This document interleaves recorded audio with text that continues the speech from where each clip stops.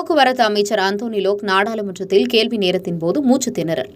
இன்று புதன்கிழமை காலை தொடங்கிய நாடாளுமன்ற கூட்டத்தொடரில் சுபாங் நாடாளுமன்ற உறுப்பினர் ஓங்சின் எழுப்பிய முதல் கேள்விக்கு வாய்வழி பதிலளித்த போக்குவரத்து அமைச்சர் அந்தோனி லோக்கிற்கு மூச்சு திணறலால் அவதிப்பட்டதை கண்ட அவையில் சிறிது தடங்கள் ஏற்பட்டது.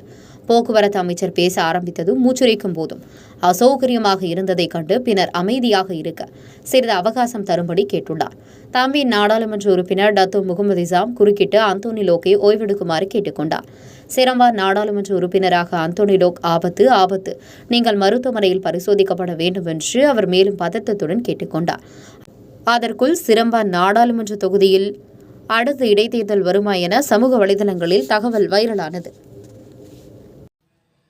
கல்வி, பொருளாதாரம், சமூகத்தொண்டு, அரசியல், சினிமா, இலக்கியம், ஆன்மீகம் உள்ளிட்ட சுவாரஸ்யமான உலக நிகழ்வுகளை, தகவல்களை தெரிந்து கொள்ள உங்கள் வர்த்தக நண்பன் சேனலை மறக்காம சப்ஸ்கிரைப் பண்ணுங்க. மேலும் லைக் பண்ணுங்க, ஷேர் பண்ணுங்க.